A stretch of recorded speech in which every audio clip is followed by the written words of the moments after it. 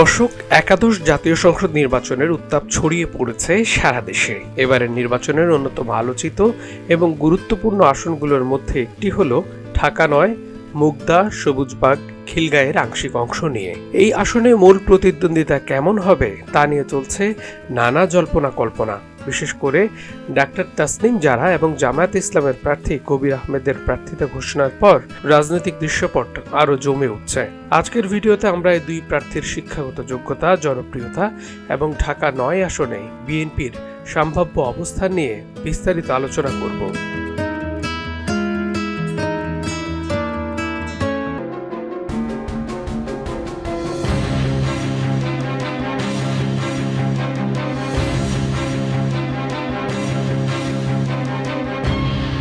প্রথমে আসা যাক প্রার্থীদের পরিচয়। ডাক্তার তাসনিম জারা, তিনি একজন সুপরিচিত চিকিৎসক, গবেষক এবং স্বাস্থ্য উদ্যোক্তা।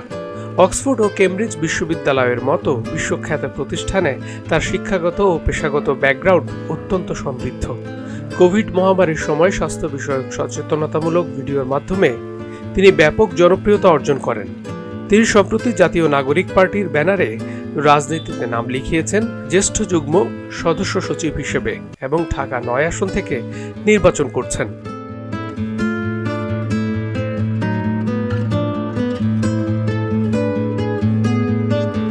কবির আহমেদ, তিনি বাংলাদেশ জামায়াতে ইসলামীর একজন গুরুত্বপূর্ণ নেতা এবং শ্রমিক কল্যাণ ফেডারেশনের সহসভাপতি।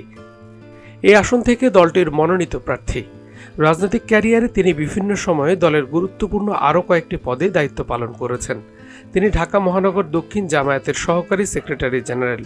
তিনি একজন সফল ব্যবসায়ী হিসেবেও পরিচিত এবং জনসম্পৃক্ততা দীর্ঘদিনের।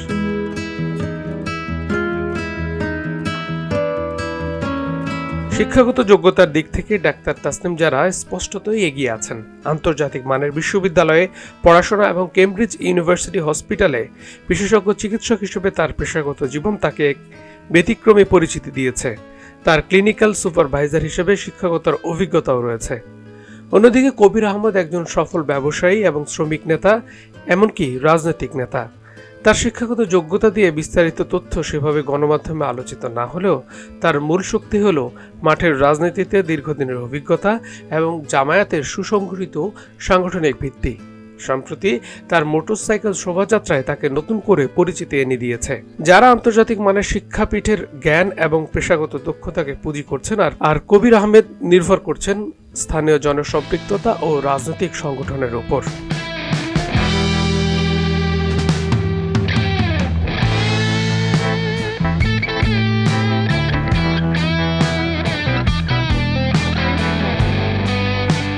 জনপ্রিয়তার বিষয়টা একটা জটিল। ডাক্তার তাসনিম জারার জনপ্রিয়তা মূলত অনলাইন ভিত্তিক এবং স্বাস্থ্য সচেতন মানুষের মধ্যে ব্যাপক। তার বক্তব্য উপস্থাপনা আধুনিক এবং তরুণ ভোটারদের কাছে তিনি আকর্ষণীয়। নতুন প্রজন্মের কাছেও তিনি বেশ পরিচিত মুখ। আমরা নতুন রাজনীতি করছি।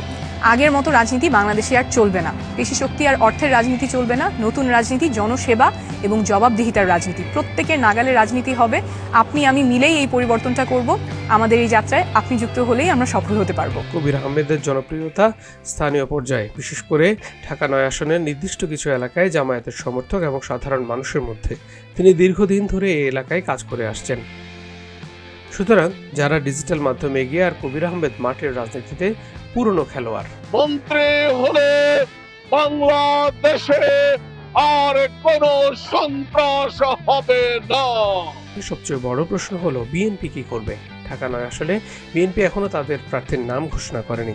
বিএনপি স্থায়ী কমিটির সদস্য মির্জা আব্বাসের স্ত্রী আফরোজা আব্বাস এই আসন থেকে মনোনয়ন পাওয়ার ব্যাপারে আশাবাদী। তিনি আগেও এখানে নির্বাচন করেছেন এবং এলাকায় তার পরিচিতি ও জনসমর্থন রয়েছে।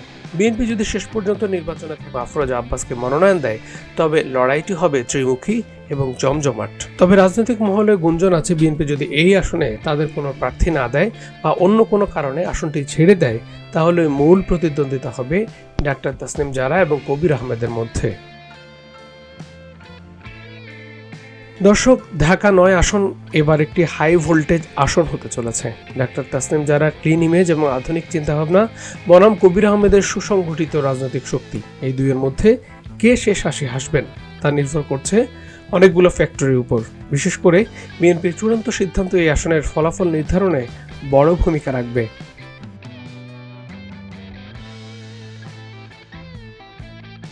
আপনারা কি মনে করেন, ঢাকা ৯ আসনে কার জেতার সম্ভাবনা বেশি, ডাক্তার তাসনিম জারা, কবির আহমেদ নাকি আফরোজা আব্বাস? কমেন্ট করে আপনার মতামত জানান। ভিডিওটি ভালো লাগলে লাইক দিন, শেয়ার করুন এবং আমাদের চ্যানেলটি সাবস্ক্রাইব করতে ভুলবেন না। ধন্যবাদ।